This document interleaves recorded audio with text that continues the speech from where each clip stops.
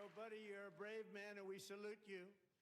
Even in times of challenge, setback, and immense heartache, the spirit of 1776 has always shone through very brightly. It was July 4th of last year when floodwaters tore through a girls' summer camp in Central Texas. One of the worst things I've ever seen. I was there, rising 26 feet in the matter of minutes, tragically claiming many, many lives. You all remember that one? As the waters threatened to sweep her away, 11-year-old Millie Kate McClelland closed her eyes and prayed to God. She thought she was going to die. Those prayers were answered when Coast Guard rescue swimmer Scott Ruskin descended from a helicopter above. Nobody knew where he came from. It was Scott's first ever rescue mission, a young guy, but very brave, very, very top, always top in his class. And he lifted not just Millie Kate, but 164 others to safety.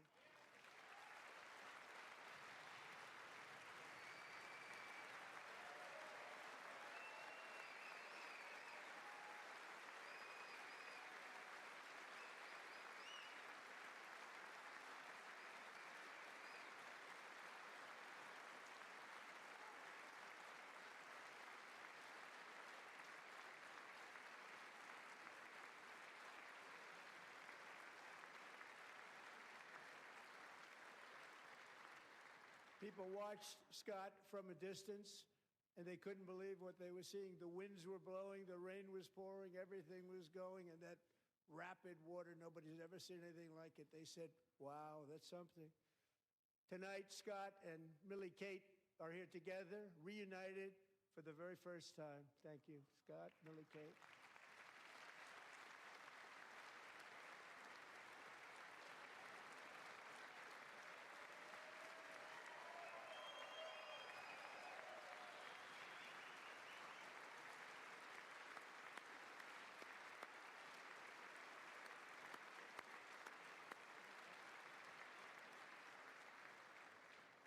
And Petty Officer Ruskin, I'm pleased to inform you that I am now awarding you the Legion of Merit for extraordinary heroism, which is what it was, extraordinary heroism. Thank you.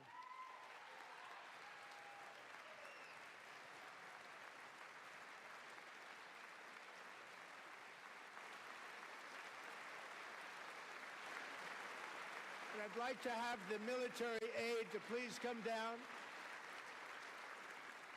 and take care of the service. Military aide, thank you very much.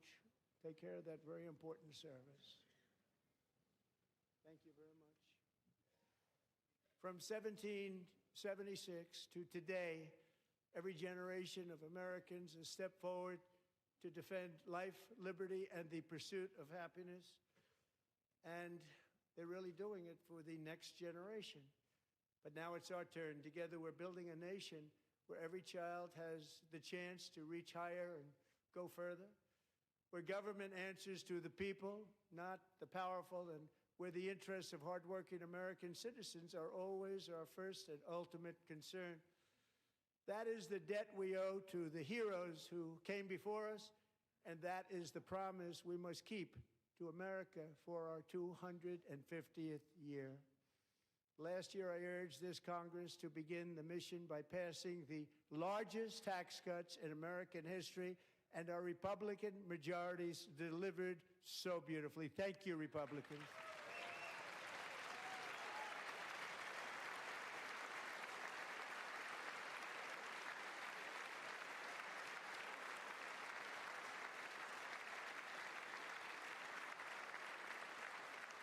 All Democrats, every single one of them, voted against these really important and very necessary massive tax cuts.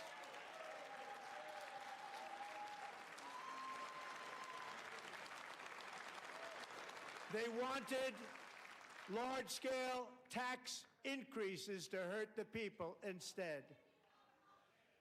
But we held strong, and with the great, big, beautiful bill, we gave you no tax on tips, no tax on overtime, and no tax on Social Security for our great seniors.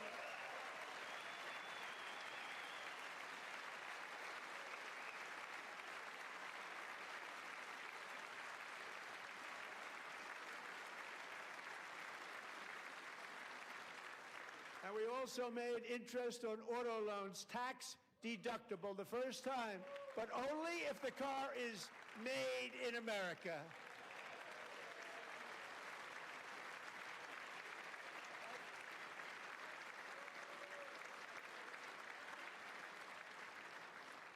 Recently in Pennsylvania, I met Megan Hemhauser, a devoted mom who's homeschools her children, beautiful, 2 children, during the day while waiting tables at night as her husband works overtime operating very heavy equipment. Megan is here this evening and she's happy to tell you that she is so much richer because with no tax on tips, no tax on overtime, and her expanded child tax credit done again by Republicans, Megan and her husband will take home more than $5,000 extra just for the year, cutting her tax bill in more than half.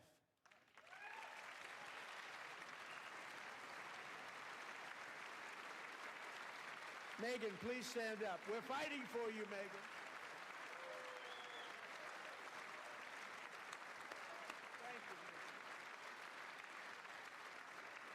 Thank you, Megan.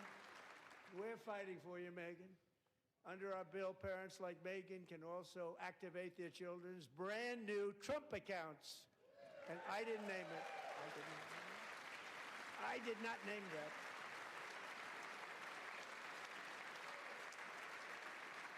Nobody believes me, but I did not name it. It was named by a very tall man sitting right there in the third row.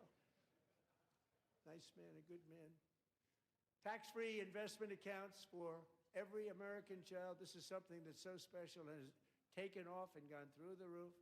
Millions will be pre-funded courtesy of the U.S. Treasury and private individuals like Michael and Susan Dell, who have donated $6,250 million to fund the Trump accounts for 25 million American children.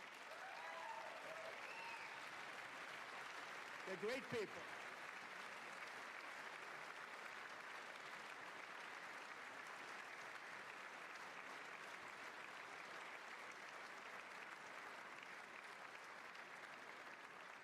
When I asked Michael Dell, how do you make all that money? He said, well, I just sat on my dorm in school, and I made computers, and I'd sell them to people. And I just kept selling and selling and selling, and pretty amazing story. That's called the American dream. He sold a lot of computers, a lot of those laptops, so I congratulate him on that, but I really thank him and Susan, as well as others like Brad Gerstner, a very tremendous guy. He was behind it right from the beginning. Brad Gerstner. Thank you, Brad.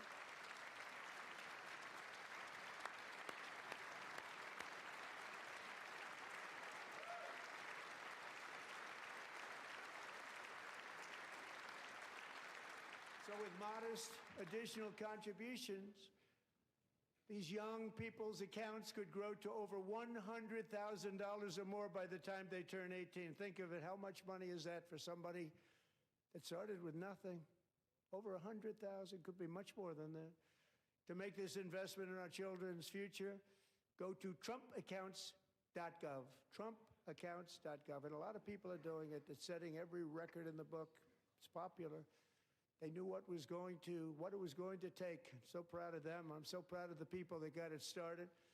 And now it's just taken off. One of the primary reasons for our country's stunning economic turnaround, the biggest in history, where the Dow Jones broke 50,000 4 years ahead of schedule, and the S&P hit 7,000, where it wasn't supposed to do it for many years, were tariffs.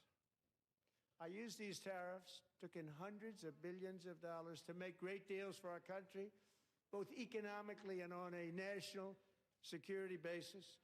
Everything was working well. Countries that were ripping us off for decades are now paying us hundreds of billions of dollars. They were ripping us so badly, you all know that. Everybody knows it. Even the Democrats know it. They just don't want to say it. And yet these countries are now happy, and so are we. We made deals. The deals are all done. And they're happy. They're not making money like they used to, but we're making a lot of money. There was no inflation, tremendous growth, and the big story was how Donald Trump called the economy correctly and 22 Nobel Prize winners in economics didn't. They got it totally wrong. They got it really wrong. And then just 4 days ago, an unfortunate ruling from the United States Supreme Court. It just came down. It came down. Very unfortunate ruling. But the good news is that almost all countries and corporations want to keep the deal that they already made, right, Scott? Knowing that the legal power that I, as president, have to make a new deal could be far worse for them, and therefore they will continue to work along the same successful path that we had negotiated before the Supreme Court's unfortunate involvement. So despite the disappointing ruling, these powerful country-saving, it's saving our country, the kind of money we're taking in, peace-protecting. Many of the wars I settled was because of the threat of tariffs. I wouldn't have been able to settle them without. Will remain in place under fully approved and tested alternative legal statutes. And they have been tested for a long time.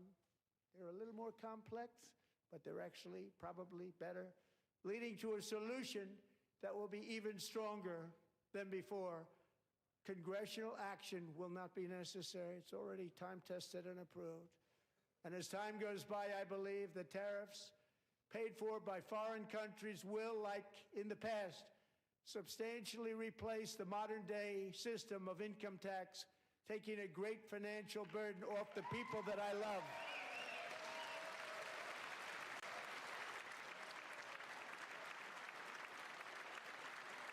Right?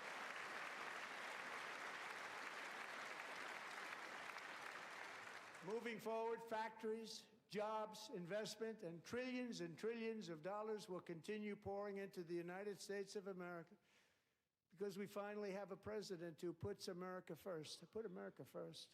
I love America.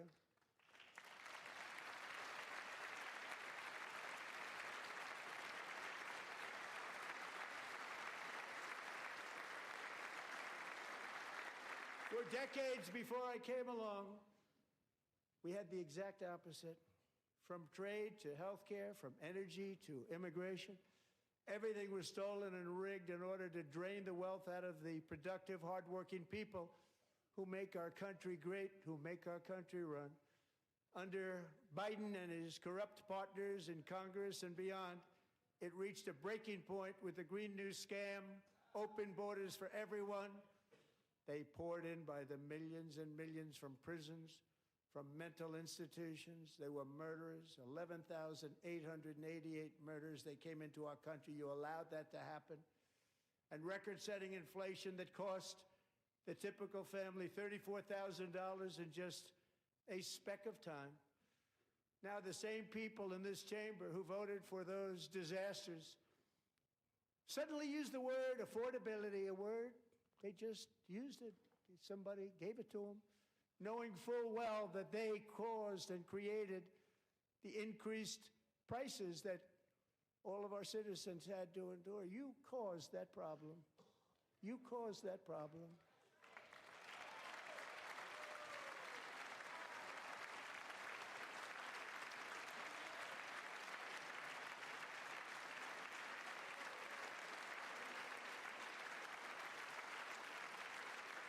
They knew their statements were a lie. They knew it. They knew their statements were a dirty, rotten lie. Their policies created the high prices. Our policies are rapidly ending them. We are doing really well. Those prices are plummeting downward.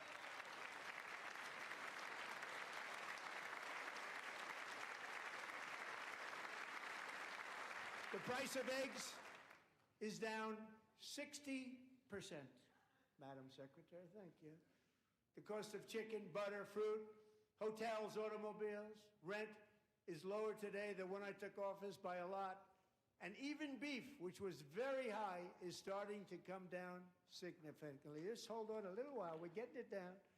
And soon you will see numbers that few people would think were possible to achieve just a short time ago. Nobody can believe when they see the kind of numbers, and especially energy, when they see energy going down to numbers like that, they cannot believe it. It's like another big tax cut. I'm also confronting one of the biggest ripoffs of our times, the crushing cost of health care caused by you. Since the passage of the Unaffordable Care Act, sometimes referred to as Obamacare, big insurance companies have gotten rich. It was meant for the insurance companies, not for the people. With our government giving them hundreds and hundreds of billions of dollars a year as their stock prices soared 1,000, 1,200, 1,400, and even 1,700%, like nothing else. That's why I introduced the great health care plan. I want to stop all payments to big insurance companies and instead give that money directly to the people so they can buy their own health care, which will be better health care at a much lower cost.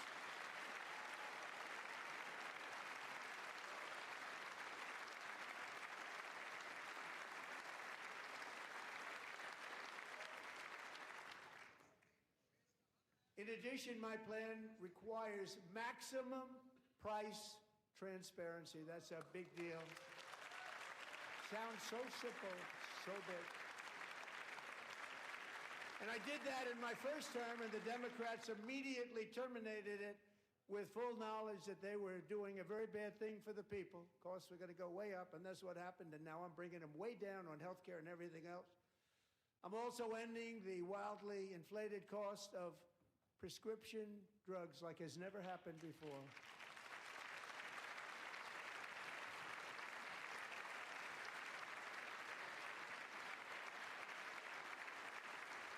Other presidents tried to do it, but they never could. They tried. Most didn't try, actually. But they tried. They said they tried. They couldn't do it. They didn't even come close. They were all talk and no action, but I got it done. Under my just enacted most favored nation agreements, Americans who have for decades paid by far the highest prices of any nation anywhere in the world for prescription drugs will now pay the lowest price anywhere in the world for drugs. Anywhere, the lowest price.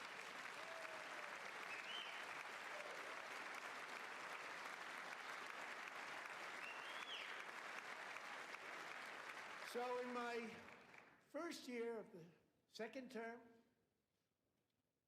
should be my third term, but strange things happen.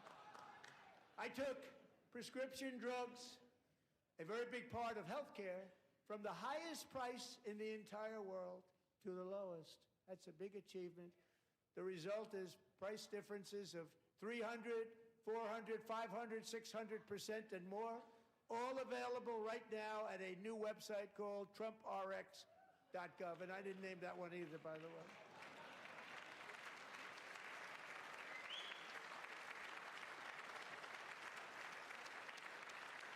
And here tonight is the very first customer ever to get that big discount, and it is big, Catherine Rayner. For 5 years, she and her husband have struggled with infertility, and they turned to IVF. One drug has been costing Catherine $4,000 to purchase. But a few weeks ago, she logged onto the TrumpRx website and got that same drug that cost $4,000, got it for under $500. A reduction of much more, actually, than $3,500. Catherine, we are all praying for you, and you're going to be a great mom.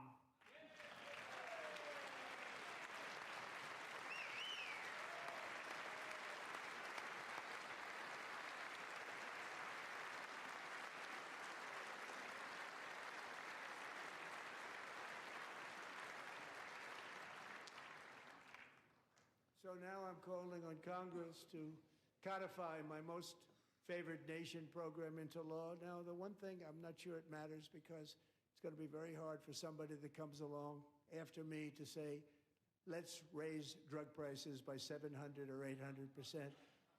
But John and Mike, if you don't mind, codify it anyway. They may do it.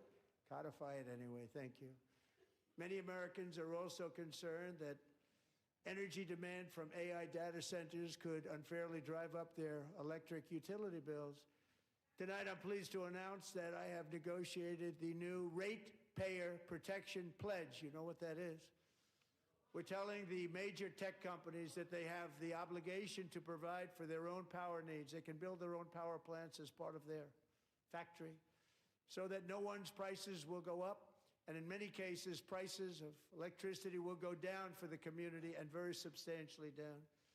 This is a unique strategy never used in this country before. We have an old grid. It could never handle the kind of numbers, the amount of electricity that's needed.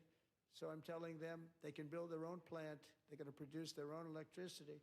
It will ensure the company's ability to get electricity while at the same time lowering prices of electricity for you, and could be very substantial for all of you cities and towns. You're going to see some good things happen over the next number of years. Another pillar of the American dream that has been under attack is home ownership. With us tonight is Rachel Wiggins, a mom of two from Houston. She placed bids on 20 homes and lost all of those bids to gigantic investment firms that bypassed inspection, paid all cash, and turned those houses into rentals, stealing away her American dream. She was devastated. Stories like this are why last month I signed executive order to ban large Wall Street investment firms from buying up in the thousands single-family homes.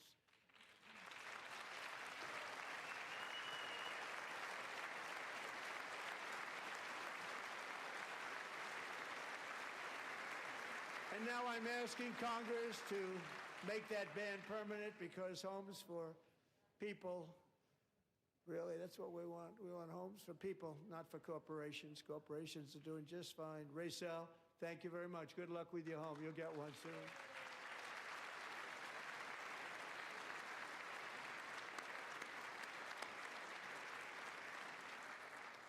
We're also working to make it easier for Americans to save for retirement.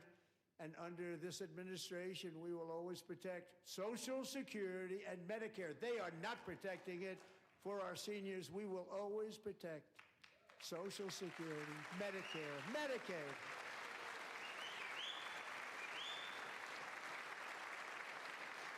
Since I took office, the typical 401k balance is up by at least $30,000. That's a lot of money. We have millions and millions of people, because the stock market has done so well, setting all those records. Your 401ks are way up. Yet half of all of working Americans still do not have access to a retirement plan with matching contributions from an employer. To remedy this gross disparity, I'm announcing that next year my administration will give these often forgotten American workers, great people, the people that built our country, access to the same type of retirement plan offered to every federal worker. We will match your contribution with up to $1,000 each year. As we ensure that all Americans can profit from a rising stock market, let's also ensure that members of Congress cannot corruptly profit from using insider information.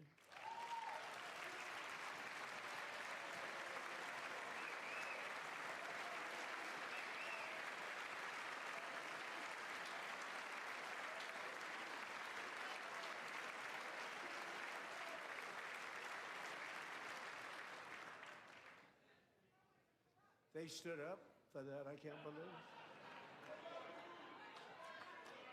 I can't believe it. Did Nancy Pelosi stand up if she's here? Doubt it. Pass the Stop Insider Trading Act without delay.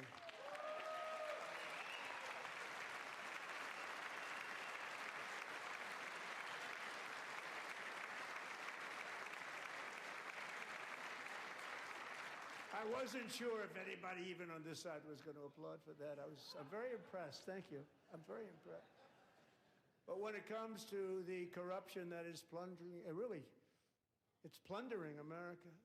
There's been no more stunning example than Minnesota, where members of the Somali community have pillaged an estimated $19 billion from the American taxpayer. Oh, we have all the information. And in actuality, the number is much higher than that. And California, Massachusetts, Maine, and many other states are even worse. This is the kind of corruption that shreds the fabric of a nation, and we are working on it like you wouldn't believe. So tonight, although started 4 months ago, I am officially announcing the war on fraud to be led by our great Vice President J.D. Vance.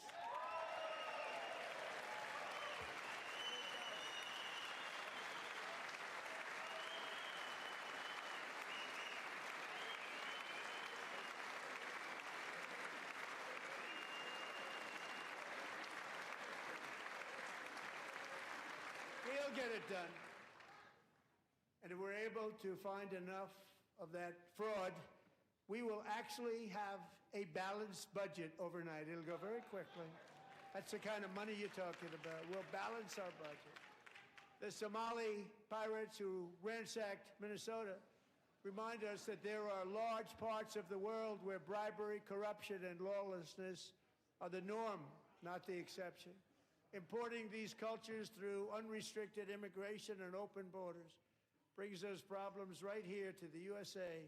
And it is the American people who pay the price in higher medical bills, car insurance rates, rent, taxes, and perhaps most importantly, crime.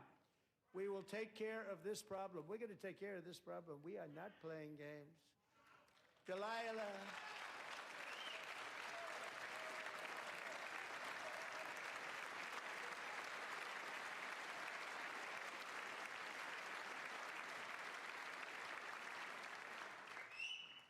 Delilah Colvin was only 5 years old in June 2024 when an 18-wheel tractor trailer plowed into her stopped car traveling at 60 miles an hour or more.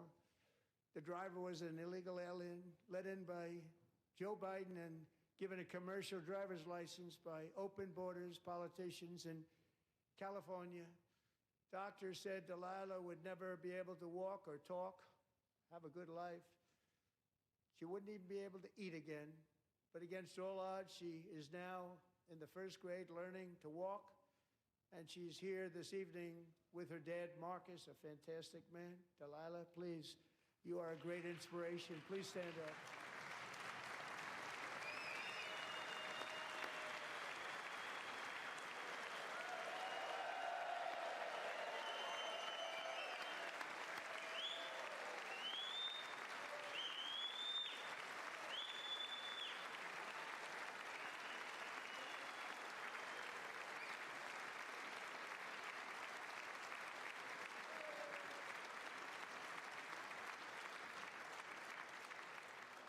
Thank you, Delilah. Many, if not most, illegal aliens do not speak English and cannot read even the most basic road signs as to direction, speed, danger, or location. That's why tonight I'm calling on Congress to pass what we will call the Delilah Law, barring any state from granting commercial driver's licenses to illegal aliens.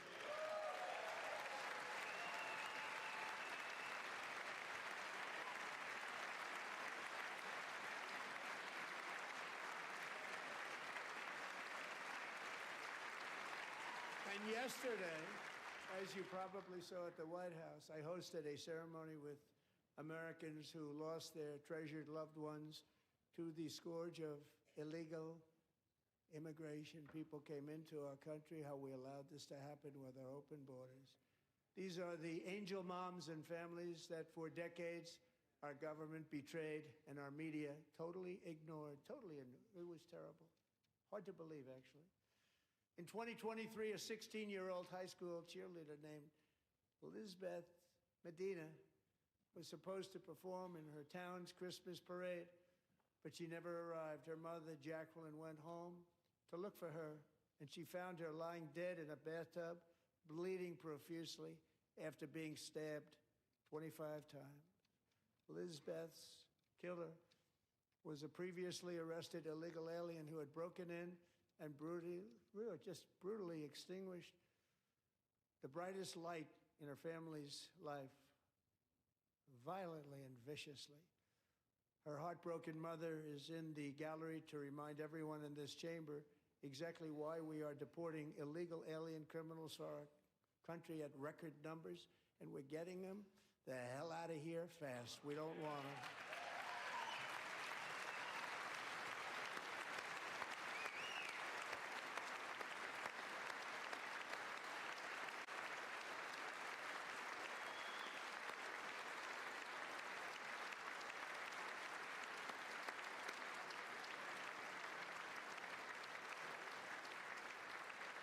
Thank you very much, Jacqueline. Thank you. We can never forget that many in this room not only allowed the border invasion to happen before I got involved, but indeed they would do it all over again if they ever had the chance. If they ever got elected, they would open up those borders to some of the worst criminals anywhere in the world. The only thing standing between Americans and a wide open border right now is President Donald J. Trump and our great Republican patriots in Congress. Thank you. Thank you.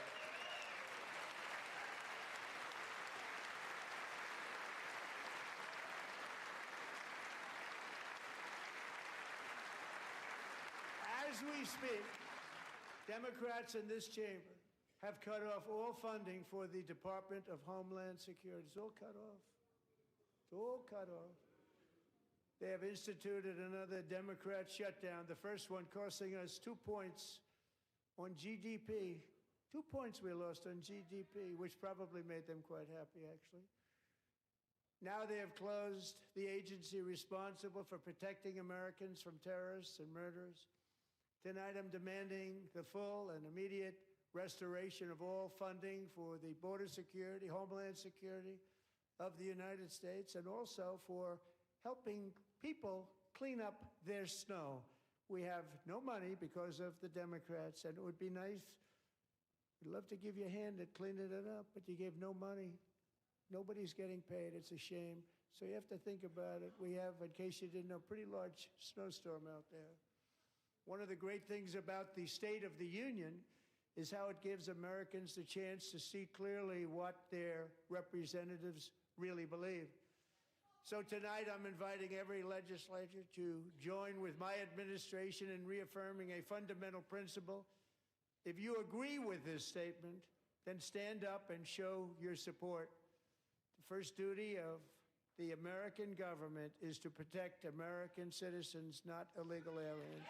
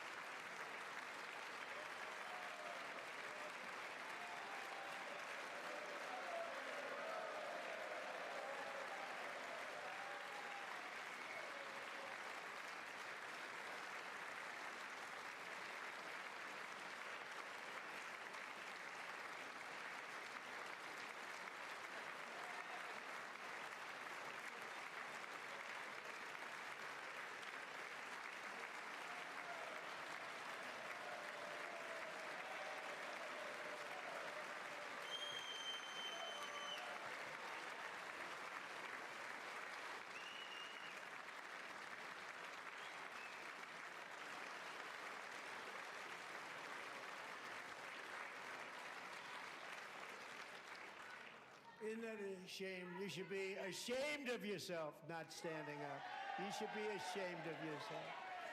That is why I'm also asking you to end deadly sanctuary cities that protect the criminals and enact serious penalties for public officials who block the removal of criminal aliens. In many cases, drug lords, murderers all over our country, they're blocking the removal of these people out of our country, and you should be ashamed of yourself.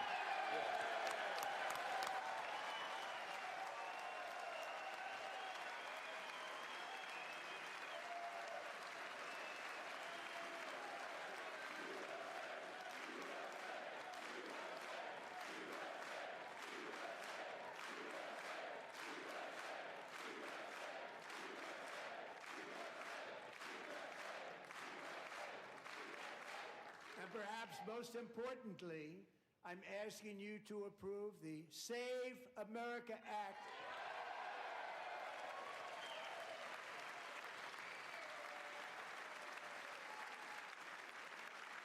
To stop illegal aliens and others who are unpermitted persons from voting in our sacred American elections. That cheating is rampant in our elections. It's rampant. It's very simple. All voters must show voter ID.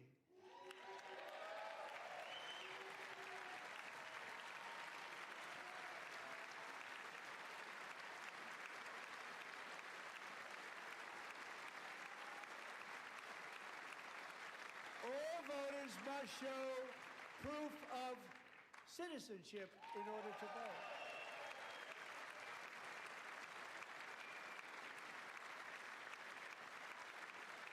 And no more crooked mail-in ballots except for illness, disability, military, or travel. None. And this should be an easy one. And by the way, it's polling at 89%, including Democrats. 89%.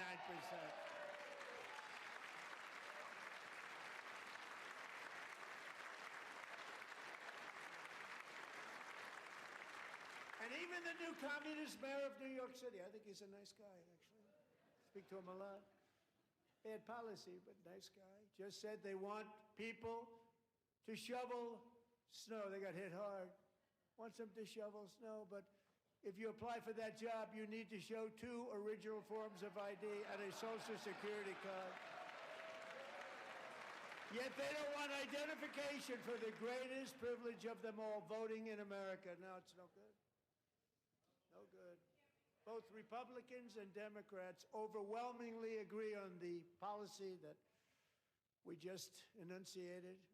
And Congress should unite and enact this common sense, country-saving legislation right now, and it should be before anything else happens.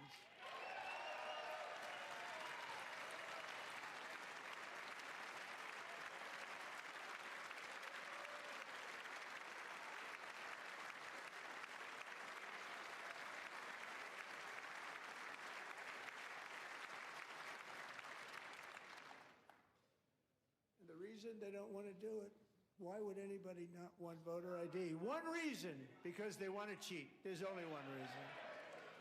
They make up all excuses. They say it's racist. They come up with things you almost say, what imagination they have. They want to cheat. They have cheated, and their policy is so bad that the only way they can get elected is to cheat. And we're going to stop it. We have to stop it, John.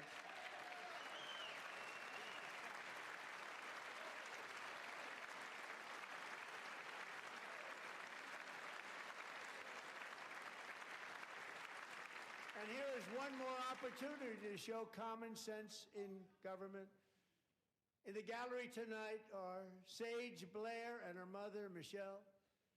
In 2021, Sage was 14 when school officials in Virginia sought to socially transition her to a new gender, treating her as a boy and hiding it from her parents. Hard to believe, isn't it? Before long, a confused Sage ran away from home. After she was found in a horrific situation in Maryland, a left-wing judge refused to return Sage to her parents because they did not immediately state that their daughter was their son. Sage was thrown into an all-boys state home and suffered terribly for a long time. But today, all of that is behind them because Sage is a proud and wonderful young woman with a full ride scholarship to Liberty University. Sage and Michelle, please stand up.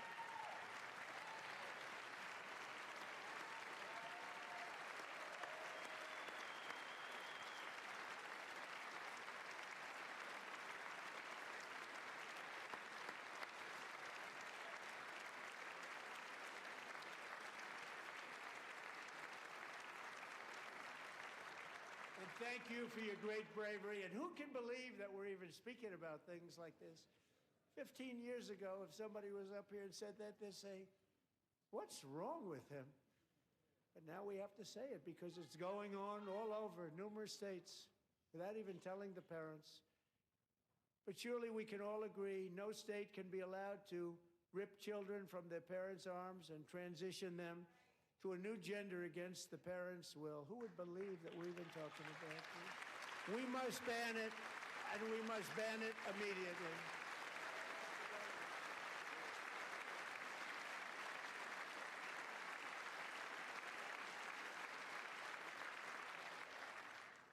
Look, nobody stands up.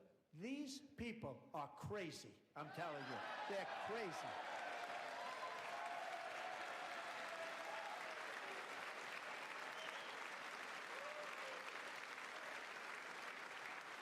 Amazing. Boy, oh boy. We're lucky we have a country. With people like this, Democrats are destroying our country, but we've stopped it just in the nick of time, didn't we?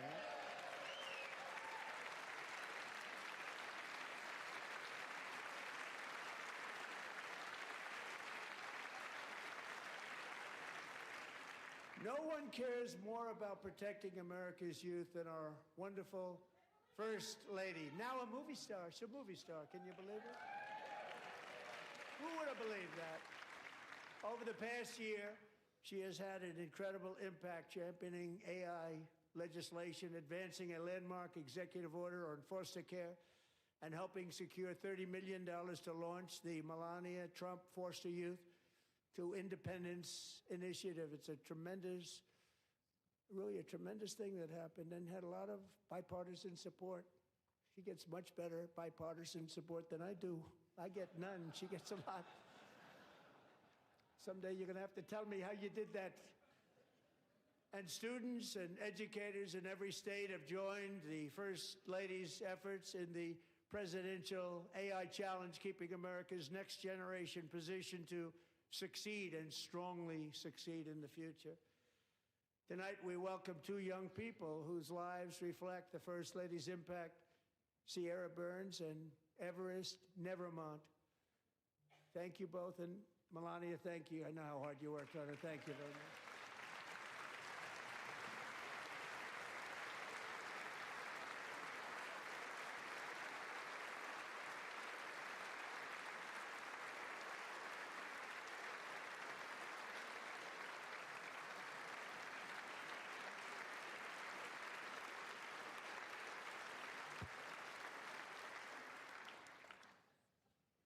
I'm very proud to say that during my time in office, both the first 4 years and in particular this last year, there has been a tremendous renewal in religion, faith, Christianity, and belief in God.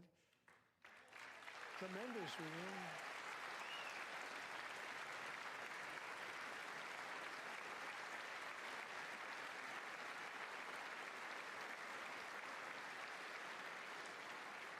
This is especially true among young people, and a big part of that had to do with my great friend, Charlie Kirk, a great guy, great man.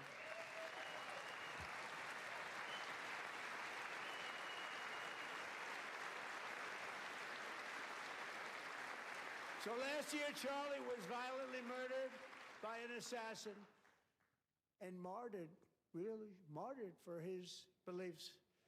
His wonderful wife, Erica, is with us tonight. Erica, please stand.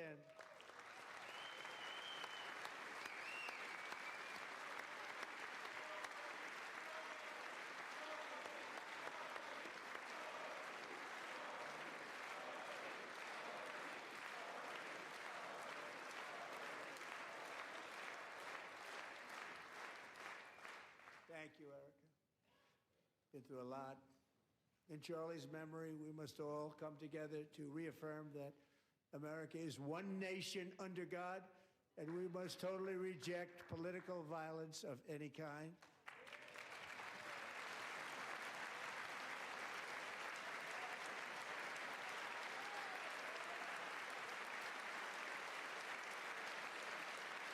We love religion, and we love bringing it back, and it's coming back at levels that nobody actually thought possible. It's really a beautiful thing to see. Above all, unleashing America's promise requires keeping our communities safe. We have made incredible strides, yet dangerous repeat offenders continue to be released by pro-crime Democrat politicians again and again. We are honored to be joined tonight by a woman who's been through hell, Anya Zarutska. In 2022, she and her beautiful daughter, so beautiful, what a beautiful young woman, Irina, fled war-torn Ukraine to live with relatives near Charlotte, North Carolina. And by the way, what's going on with Charlotte? Last summer, 23-year-old Irina was riding home on the train when a deranged monster who had been arrested over a dozen times and was released through no cash bail stood up and viciously slashed a knife through her neck and body. No one will ever forget. There were people on that train. No one will ever forget the expression of terror on Irina's face as she looked up at her attacker in the last seconds of her life. She died instantly. She had escaped a brutal war only to be slain by a hardened criminal, set free to kill in America, came in through open borders. Mrs. Zarutska, tonight I promise you we will ensure justice for your magnificent daughter, Irina.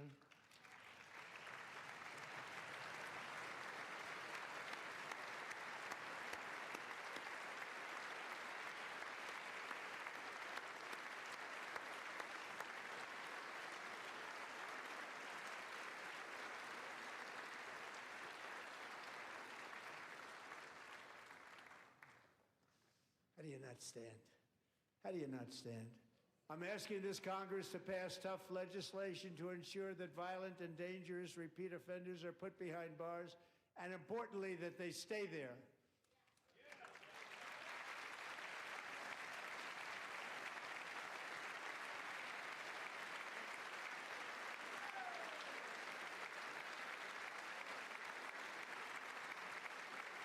Starting last summer, I deployed our National Guard and federal law enforcement to restore law and order to our most dangerous cities, including Memphis, Tennessee, big success, New Orleans, Louisiana, big success, and our nation's capital itself, Washington, D.C., where we have almost no crime anymore in Washington, D.C. How did that happen?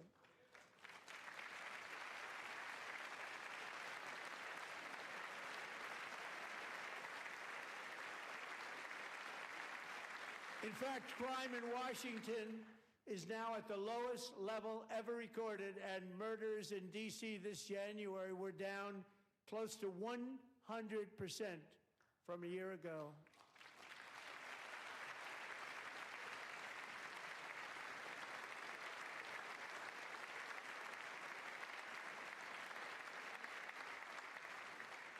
I don't like to hear that. One of the sick people, one of the brave service members who helped achieve this stunning turnaround was 20-year-old West Virginia Army National Guard Specialist Sarah Beckstrom.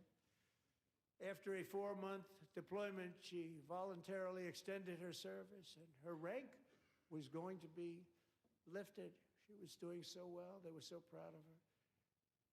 But the very next day, she was on patrol near the White House when she was ambushed and shot in the head by a terrorist monster from Afghanistan. Shouldn't have been in our country. And all because she wore the uniform of our nation, she was shot.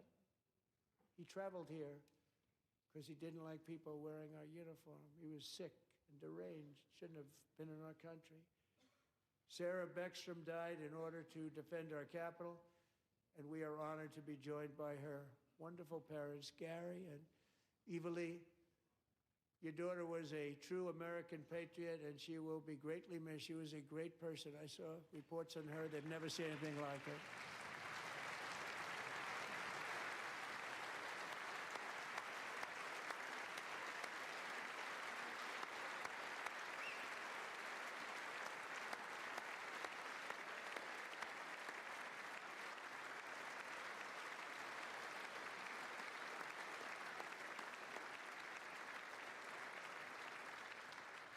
So sorry. Thank you very much. A great young lady. I saw reports that were like Perfect. She was perfect. Serving alongside Sarah that day was Staff Sergeant Andrew Wolf. The terrorist shot Andrew in the head, and no one thought he could possibly make it. The two of them, Sarah and Andrew, both shot violently in the head. Neither was expected to make it. They weren't even given a chance, except his wonderful mother, named Melody, who I spoke to the same night, and she was so positive. The doctors thought that Andrew was gone, but his mother said, no, Mr. President, Andrew will be fine. He's going to make it. I've never seen anything like it. I mean, he was given almost no chance. She said, I have no doubt, sir, he's going to be okay. This was a conversation that I had with her that night, with her son laying helplessly in bed, blood all over. Everybody is praying, she said, sir, he will be okay. The doctors didn't understand what she was saying. And after looking at the results of the damage done, neither did I. She was so strong and conclusive that even Andrew's great father felt she didn't really understand the gravity of the situation. But she turned out to be right. Right, Melody? She turned out to be right.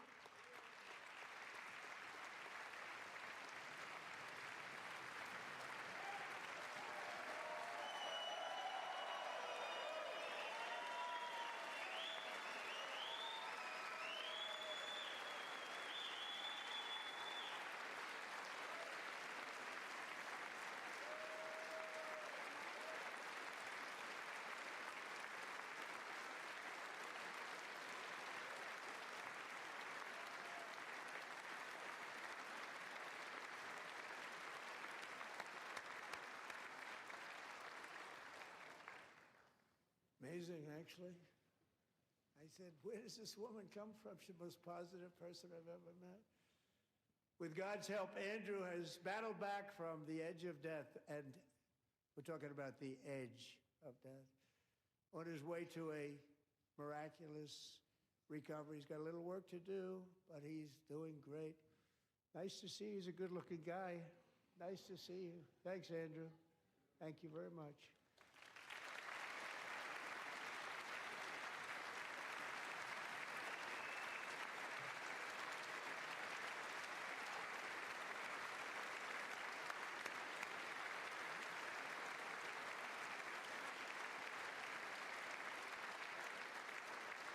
So, Andrew, while you're up, now I'm going to ask a highly respected General James Seward to present Staff Sergeant Andrew Wolf and the great family of Sarah Beckstrom with the award created by our late, great President George Washington himself. It's called the Purple Heart.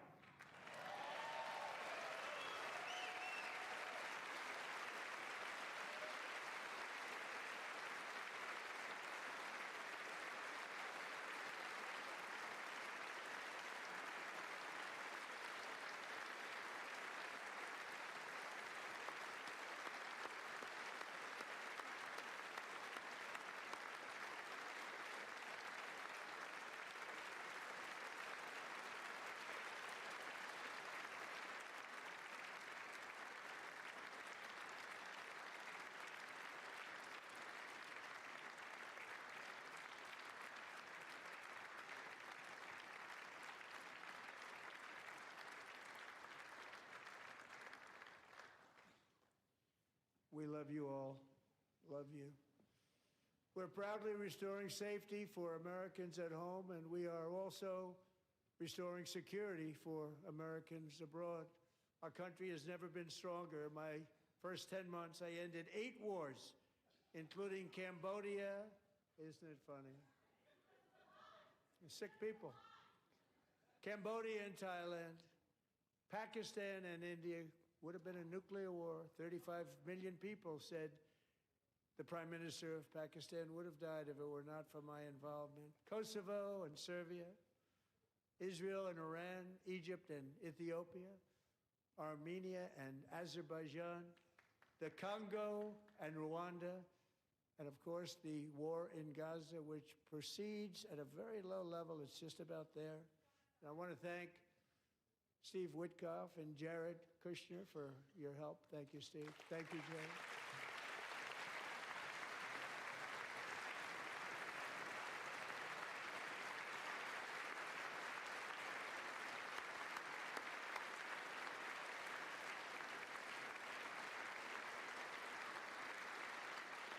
And I also want to thank the man they report to, Secretary of State Marco Rubio. Thank you, Marco.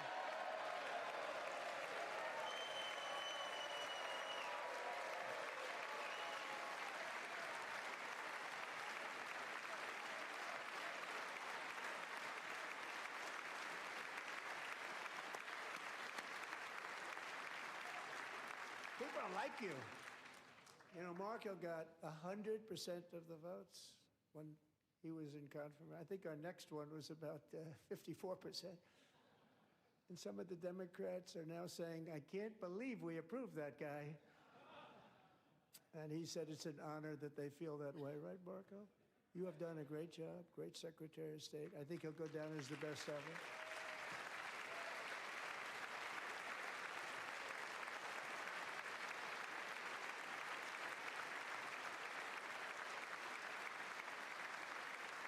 Under the ceasefire I negotiated, every single hostage, both living and dead, has been returned home. Can you believe that?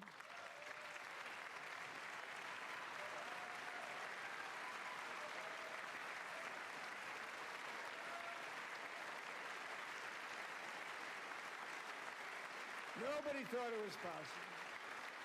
Nobody thought that was possible. Both living and dead. And those parents who had a dead son, their boy, they'd always tell me their boy, they wanted him as much as though he were living. It was an amazing period of time. And they came back, and when we got all of the living hostages back, and many, many before them, but I always said those last 20 are going to be very tough, but we got many, many more, hundreds. But I said those last 20 are going to be tough. We got them back. But we only got back 14 or 15 of the dead, of the 28. And believe it or not, Hamas worked along with Israel, and they dug, and they dug, and they dug.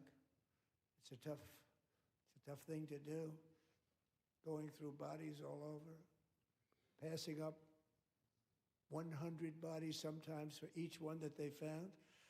Tough job. And they finally got it back to 27. And then Steve and Jared, they got it back to 28. They found all 28. Nobody thought that was possible, but we did it. And I remember the family of the 28th. They were so grieved, but they were so happy as it's possible to be. They had their boy back. The mother said, "Sir, we have our boy back." What a period of time that was, but we got them all back. So thank you both very much. Great job.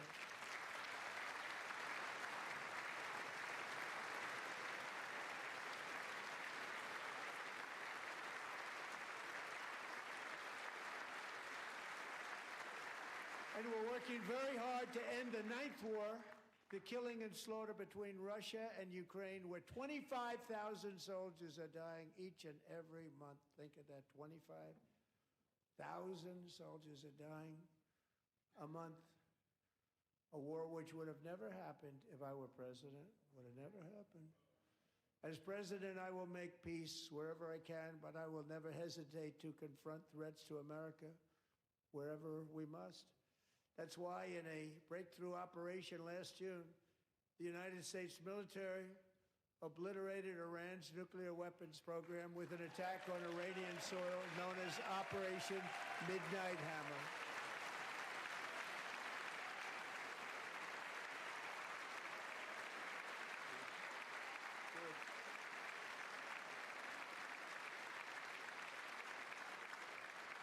For decades, it had been the policy of the United States never to allow Iran to obtain a nuclear weapon. Many decades. Since they seized control of that proud nation 47 years ago, the regime and its murderous proxies have spread nothing but terrorism and death and hate. They've killed and maimed thousands of American service members and hundreds of thousands and even millions of people with what's called roadside bombs. They were the kings of the roadside bomb. And we took out Soleimani. I did that during my first term. Had a huge impact. He was the father of the roadside bomb.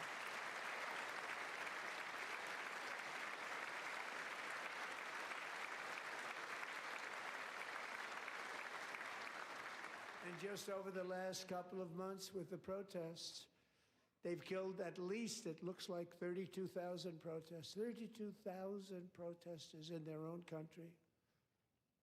They shot them and hung them. We stopped them from hanging a lot of them with the threat of serious violence. But this is some terrible people. They've already developed missiles that can threaten Europe and our bases overseas, and they're working to build missiles that will soon reach the United States of America. After Midnight Hammer, they were warned to make no future attempts to rebuild their weapons program, and in particular, nuclear weapons. Yet they continue, starting it all over. We wiped it out, and they want to start all over again, and are at this moment again pursuing their sinister ambitions. We are in negotiations with them. They want to make a deal, but we haven't heard those secret words. We will never have a nuclear weapon. My preference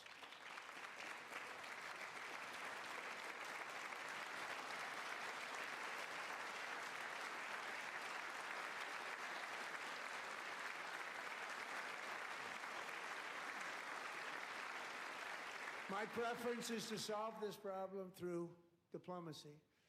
But one thing is certain, I will never allow the world's #1 sponsor of terror, which they are by far, to have a nuclear weapon. Can't let that happen.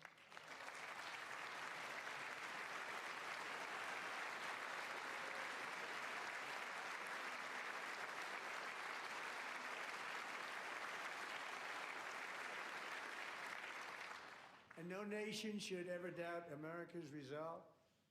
We have the most powerful military on earth. I rebuilt the military in my first term. We're going to continue to do so. Also, we just approved a $1 trillion budget. We have no choice. We have to be strong, because hopefully we will seldom have to use this great power that we built together. It's really called peace through strength, and it's been very, very effective.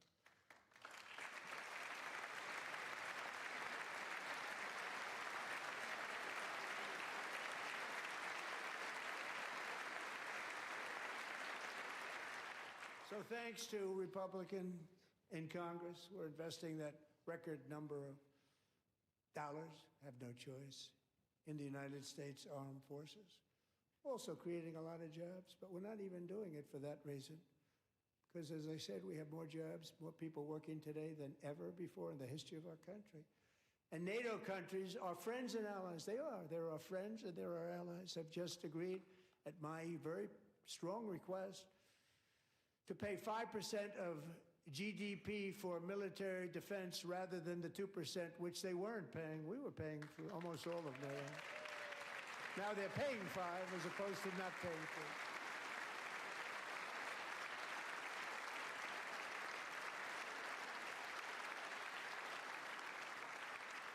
And getting that 5% was something which everyone said would never be done, could not happen. We got it really easily with one meeting. And big difference between 2% that's not paid. We were paying the freight of many of them. Very few were paid up. Now 5%, then they're paid. And everything we send over to Ukraine is sent through NATO, and they pay us in full. They pay us totally in full. Every branch of our armed forces is setting records for recruitment. This is so exciting. And every service member recently.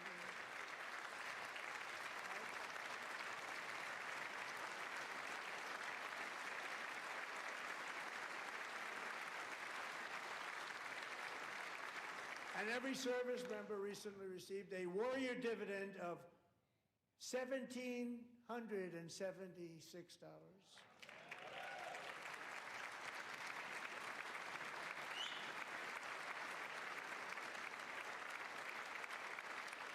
You know, they put it on my desk. We got the money from tariffs and other things, a lot of money we have. We have much more money than people understand.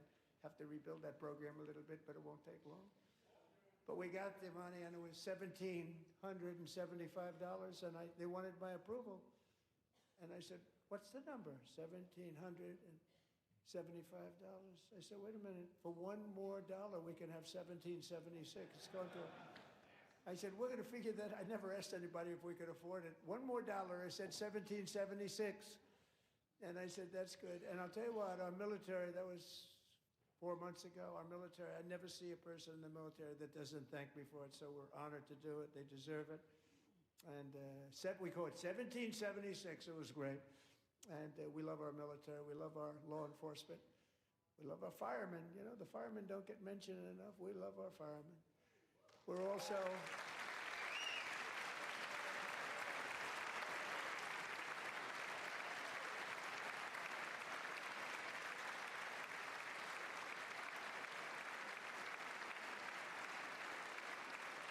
We're also restoring American security and dominance in the Western Hemisphere, acting to secure our national interests and defend our country from violence, drugs, terrorism, and foreign interference. For years, large swaths of territory in our region, including large parts of Mexico, really large parts of Mexico, have been controlled by murderous drug cartels. That's why I designated these cartels as foreign terrorist organizations, and I declared illicit fentanyl as a weapon of mass destruction.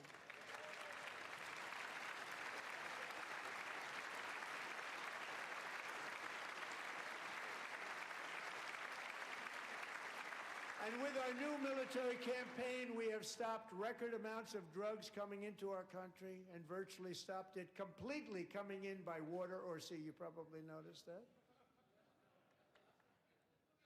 We very seriously damaged their fishing industry also. Nobody wants to go fishing anymore. We've also taken down one of the most sinister cartel kingpins of all. You saw that yesterday. In January,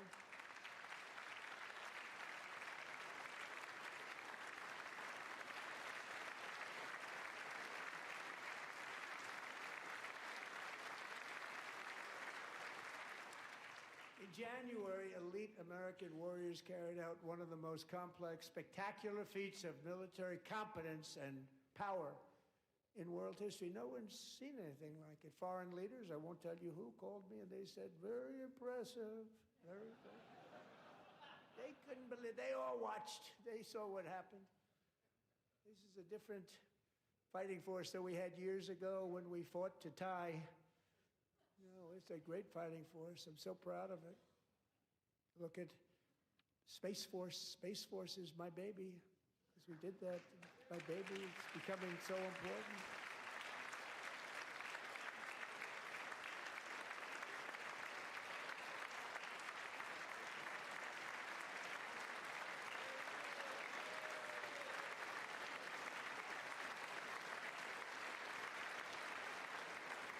And America's armed forces overwhelmed all defenses and utterly defeated an enemy, good fighters, to end the reign of outlaw dictator Nicolas Maduro and bring him to face American justice.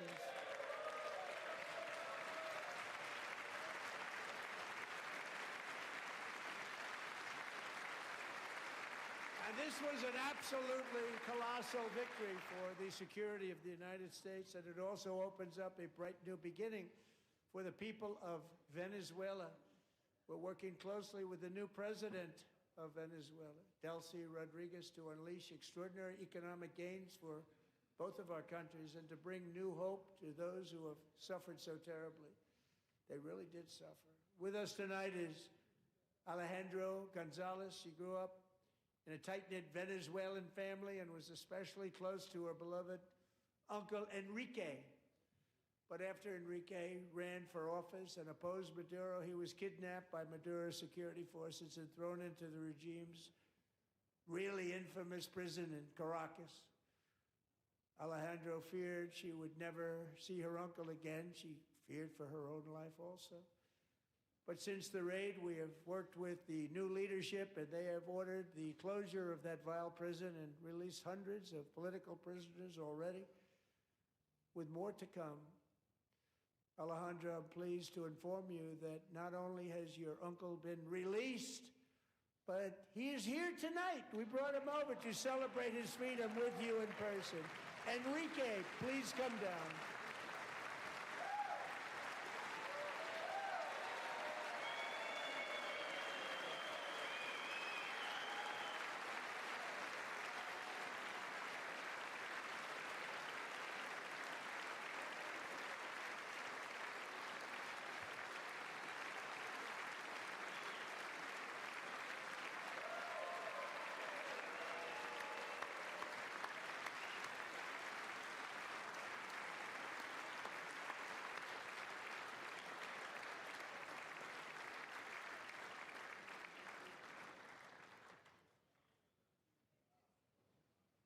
Thank you, Enrique. Have a good time.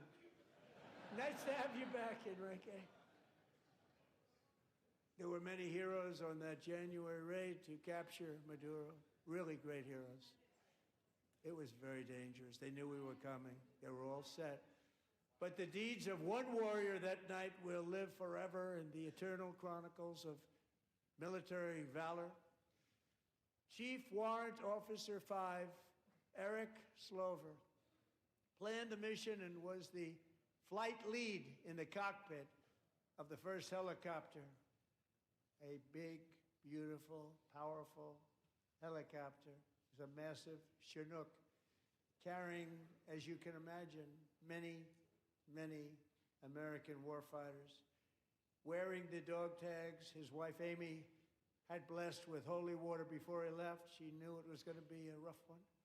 Eric steered the Chinook under the cover of night and descended swiftly upon Maduro's heavily protected military fortress. This was a major military installation, protected by thousands of soldiers and guarded by Russian and Chinese military technology. How did that work out? Not too good. While preparing to land, enemy machine guns fired from every angle, and Eric was hit very badly in the leg and hip, one bullet after another.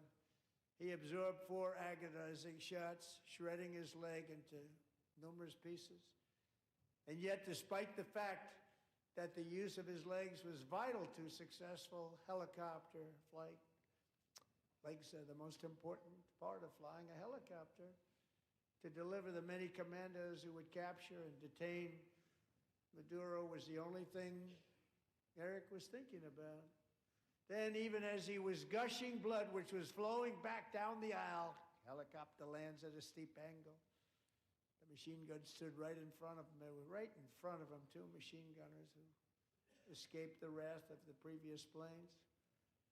Eric maneuvered his helicopter with all of those lives and souls to face the enemy and let his gunners eliminate the threat.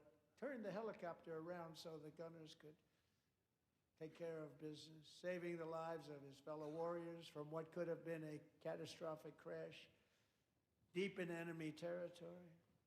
Only after safely landing the helicopter with all the warriors aboard in the exact right spot, which was vital to the mission, probably would have had to maybe cancel the mission if that didn't happen.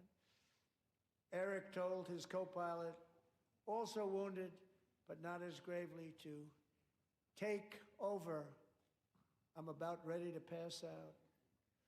The success of the entire mission and the lives of his fellow warriors hinge on Eric's ability to take searing pain. It was unbelievable what's happened to his legs, of the bullets, and keep on flying and landing, and people knew what was happening. Everybody in the back of the helicopter knew because they saw the blood pouring down the aisle.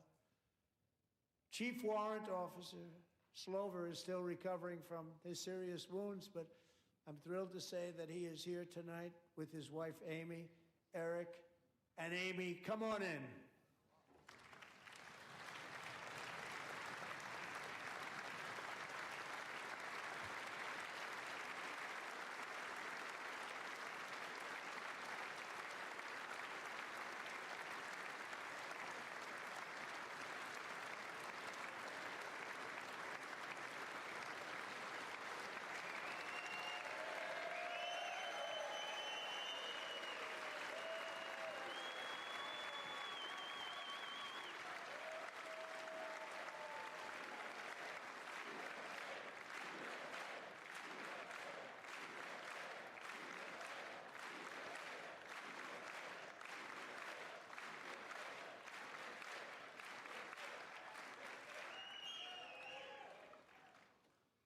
So we have a surprise, Eric and Amy. In recognition of Eric's actions above and beyond the call of duty, I would now like to ask General Jonathan Braga to present Chief Warrant Officer Slover with our nation's highest military award, the Congressional Medal of Honor.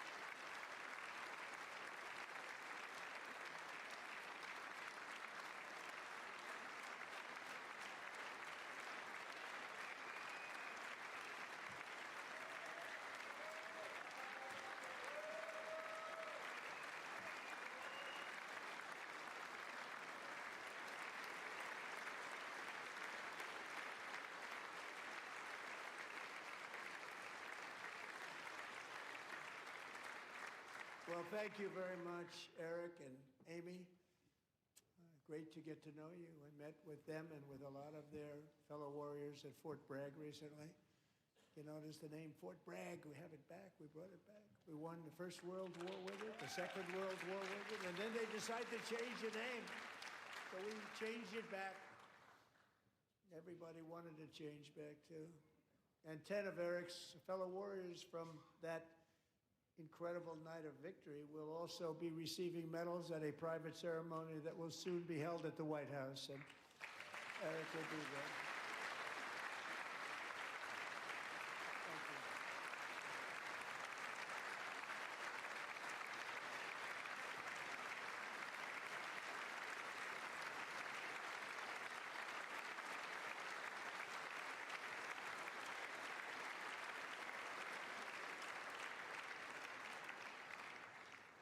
Thank you. Thank you, Eric. That's a big one. Tonight we've celebrated many truly extraordinary American patriots, but there is one last living legend to honor before we go. He is one more heroic American aviator, Navy fighter pilot. Royce Williams served in World War II, Korea, Vietnam, flying more than 220 missions. In the skies over Korea in 1952, Royce was in the dogfight of a lifetime, legendary dogfight. Flying through blizzard conditions, his squadron was ambushed by 7 Soviet fighter planes.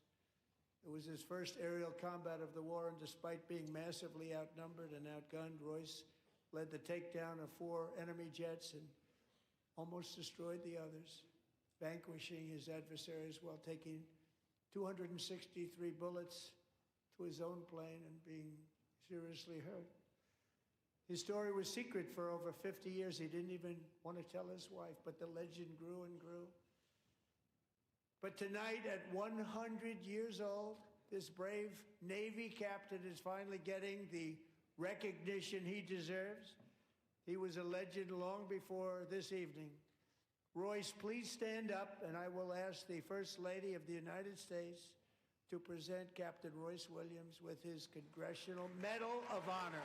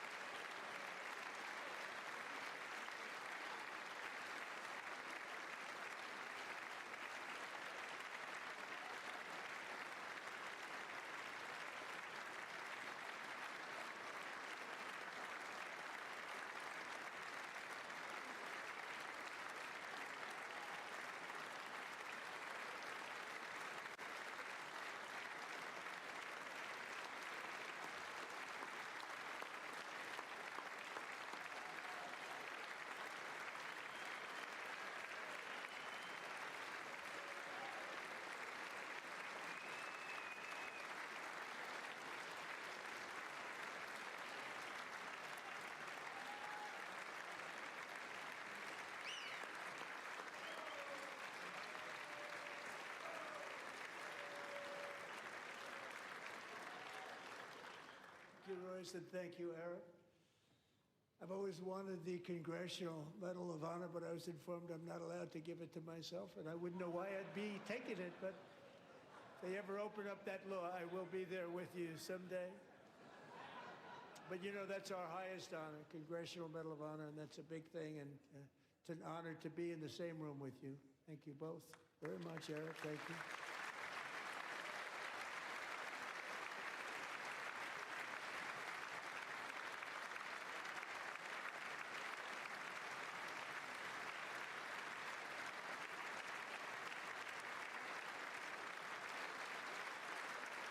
Thank you.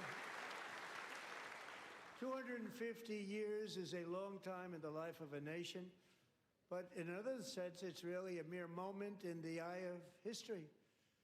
Two of the gentlemen we met in the gallery this evening took their first breaths 1 century ago, 100 years before that, on July 4th, 1826, the author of the Declaration of Independence, brilliant, Thomas Jefferson, drew his last breath.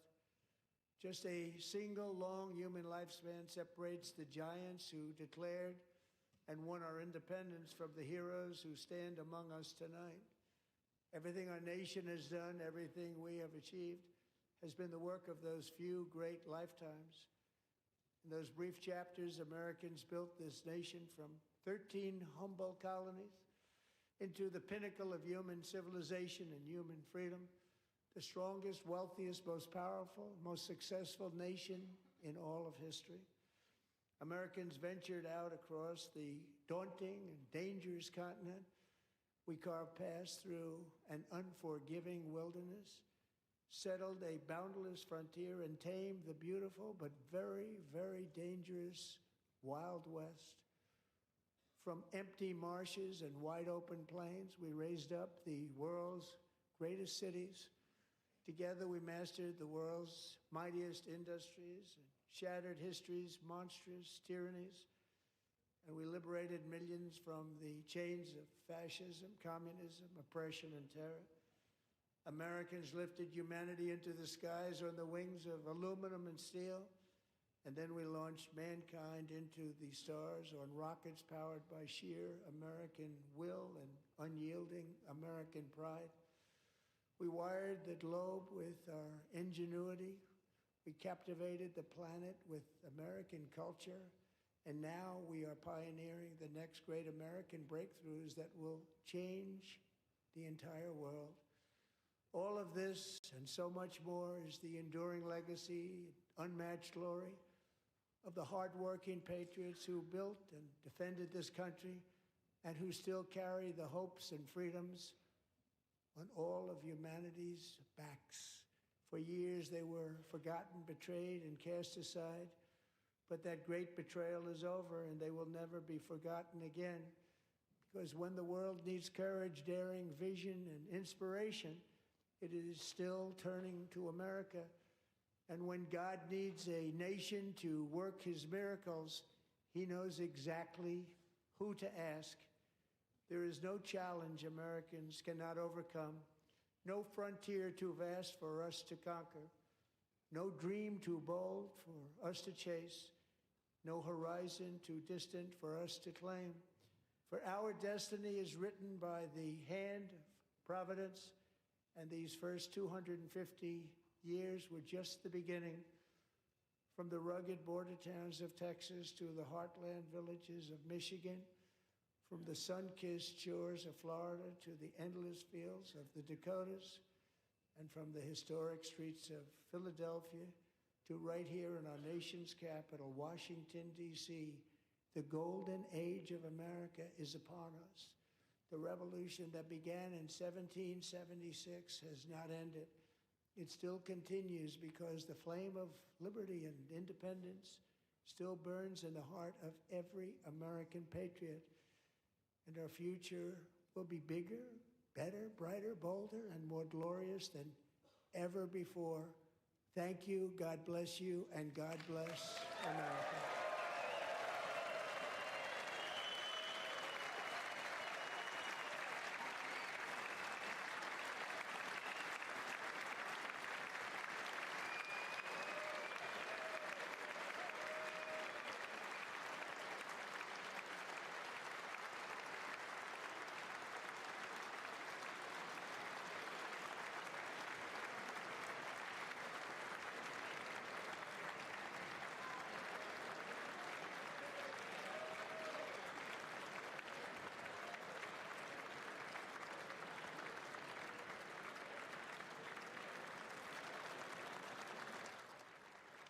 You've been listening to President Trump's first official State of the Union address of his second term. A very lengthy one, about an hour and 47 minutes. A lot of applause. There were a few moments there of unity, but many moments that were not. We want to bring back in John Ashbrook and Kevin Walling to talk about what we saw tonight. So let's talk about some of the unity that we saw. There were a number of heroes that were welcomed, military heroes and others, and some really touching moments. Kevin, what stands out to you? Well, certainly the moment of the most sustained applause for Captain Royce Williams getting the Medal of Honor of 100 years old, obviously a World War II Korea pilot, shot multiple times. That was an incredible moment. The First Lady presenting the Captain Royce with that medal, and the sustained bipartisan applause is really what will stay with me from that moment. It's, the president is excellent when it comes to programming for television, right? Remember The Apprentice, and this was very much in that, like, there's so many made-for-TV movies, moments from this speech, again, with the National Guard individuals that were honored, obviously Captain Royce talking about the return of the Israeli hostages. While there were some issues with Democrats obviously calling out on immigration and voter ID laws, there was many points of unity, which we should focus on, I think.